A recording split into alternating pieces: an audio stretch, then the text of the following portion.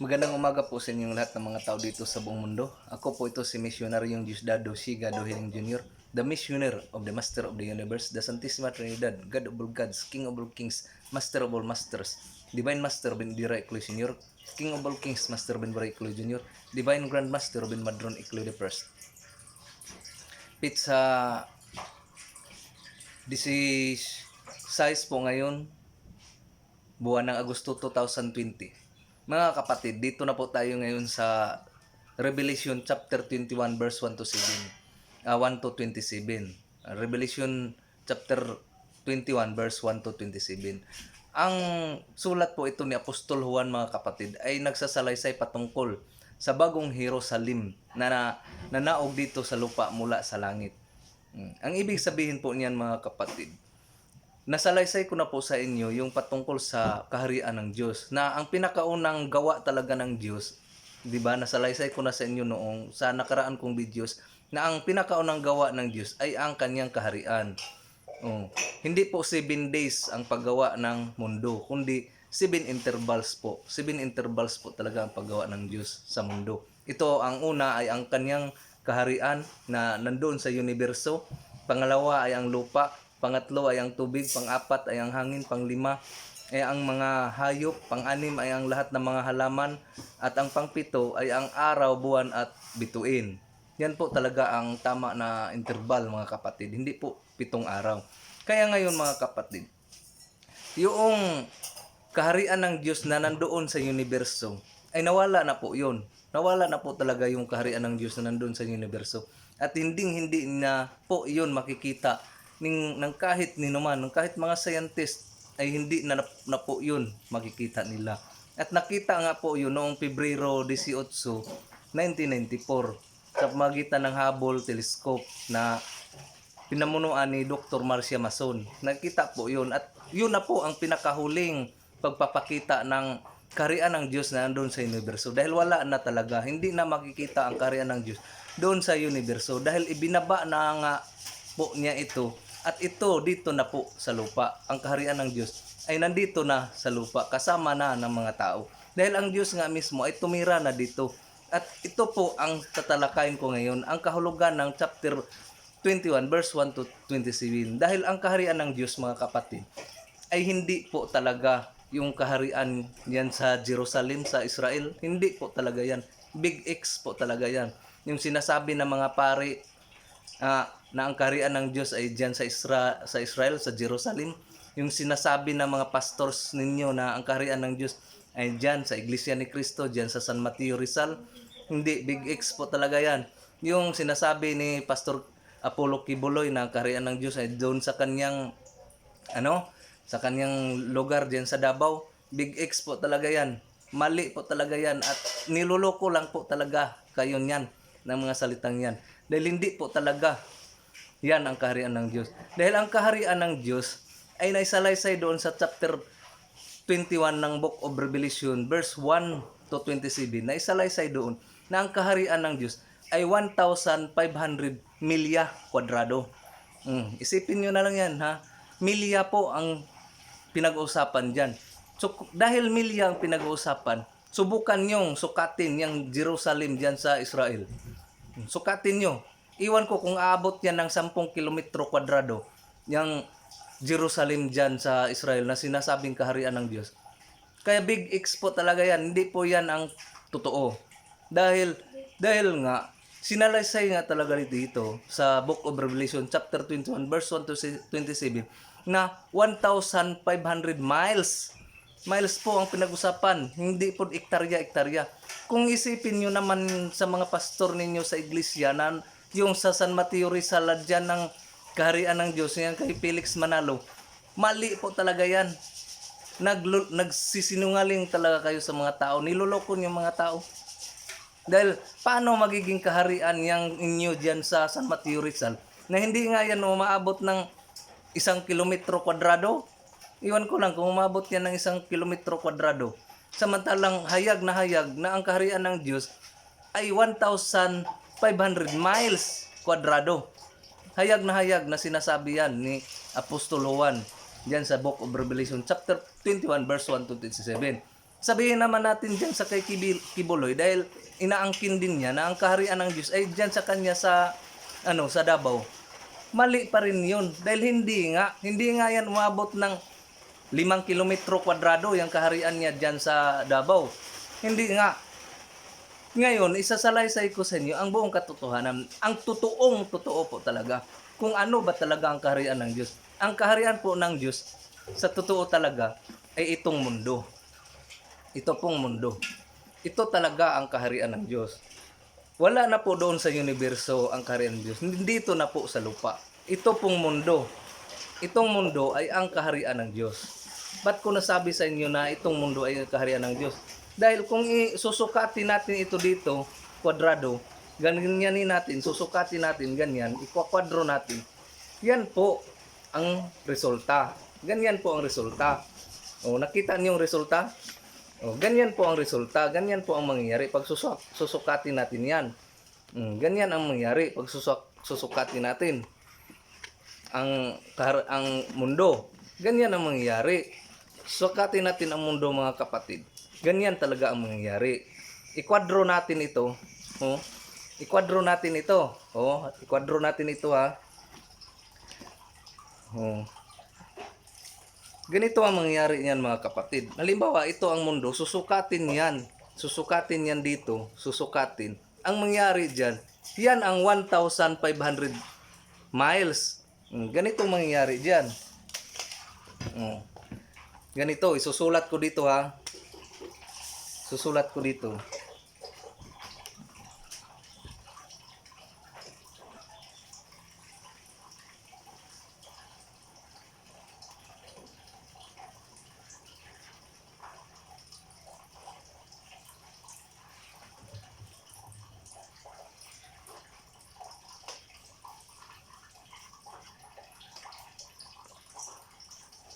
Ito, mga kapatid, papakita ko to sa inyo ngayon. Ito talaga ang totoo.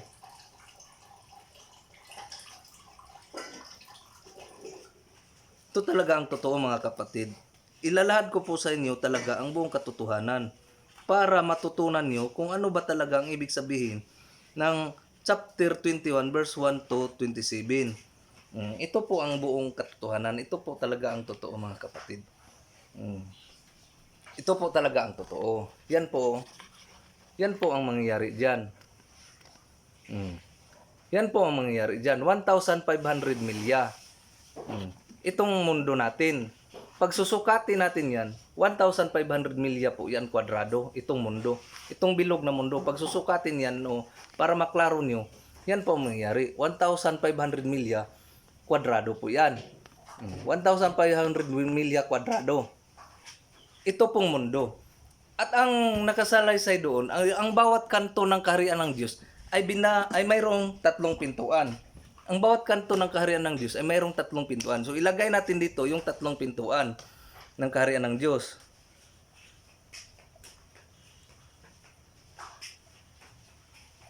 Ilagay natin ang pintuan ng kaharian ng Diyos. 3 pintuan po talaga ang kaharian ng Diyos, bawat kanto.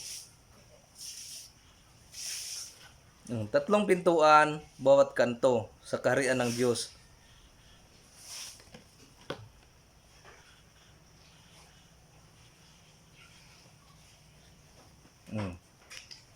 Yan po ang mangyayari, mga kapatid.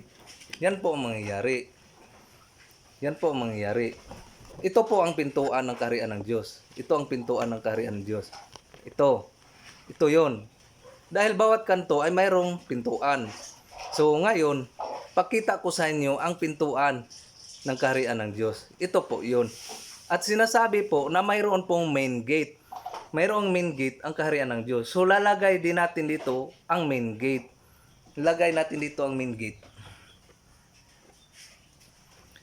Ito na po yun, mga kapatid. Oh, ito. Ito, dito ang main gate. Dito, main gate. Dito ang main gate. Ito naman, east, west, north, saka south. Yan po, mga kapatid, ang tamang senaryo. Na ang kaharian ng Diyos ay 1,500 milya kwadrado. So 1,500 milya, 1,500 milya dito, 1,500 milya dito, 1,500 milya dito. Ang mundo po talaga ang kaharian ng Diyos. Ito pong buong mundo ng na tinitirahan natin. Ito po ang kaharian ng Diyos. At ang bawat kanto nito ay mayroong 3 pintuan. Ito, isang kanto may 3 pintuan. Isa ring kanto may 3 pintuan. Isang kanto naman ay may 3 pintuan. Isang kanto may 3 pintuan.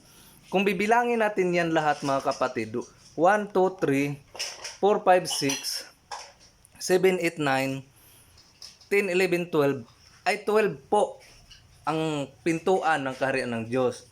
Maliban pa dito sa main gate. Itong main gate dito. Kasi dito ang main gate.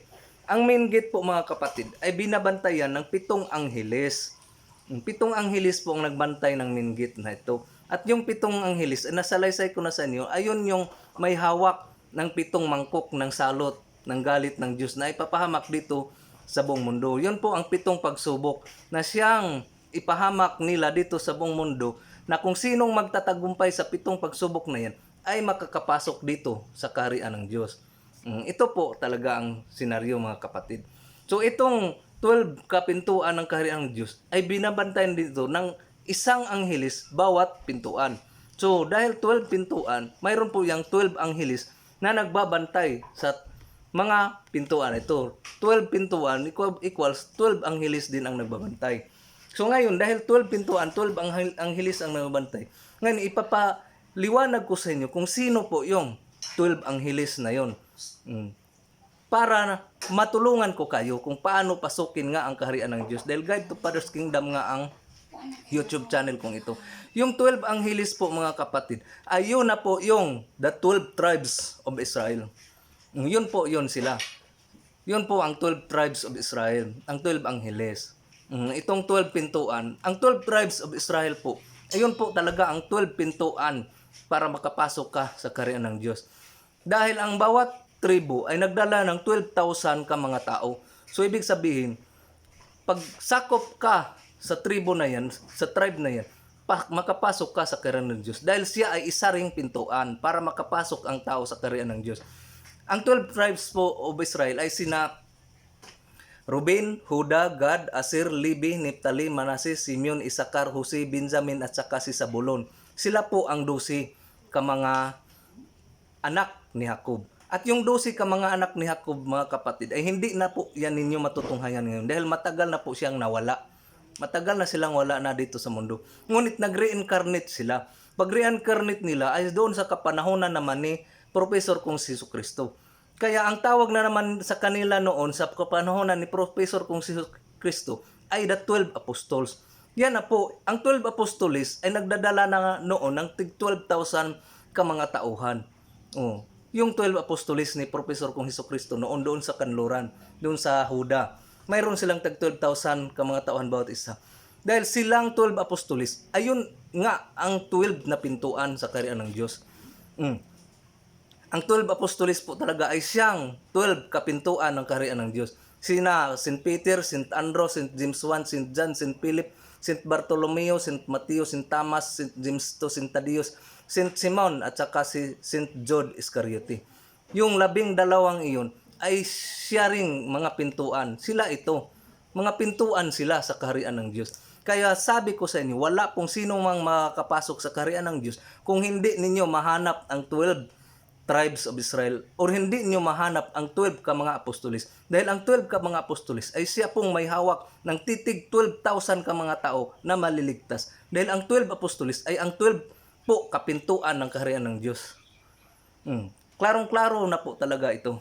Itong sinasabi ko sa inyo. Ang main gate po ay binabantayan ng 7 angels. 7 angels, hindi po yan si San Miguel Arcangel, San Gabriel, San Rafael, San Rome, San Kael, Santo Cristobal, hindi po yan sila. Hindi po yan. Dahil material name lang po nila yan. San Miguel Arcangel, San Rafael, San Gabriel, San Rome, San Angel, San Kael, Santo Cristobal. Hindi po sila yun. Hindi po sila yun. Dahil material name lang po nila yun. Mayroon talagang pangalan ang 7 angels of God dito. Na sarili nilang pangalan na Aramaico, Latin. Ngayon mga kapatid, sinasabi ng mga reliyon ninyong maliligtas kayo.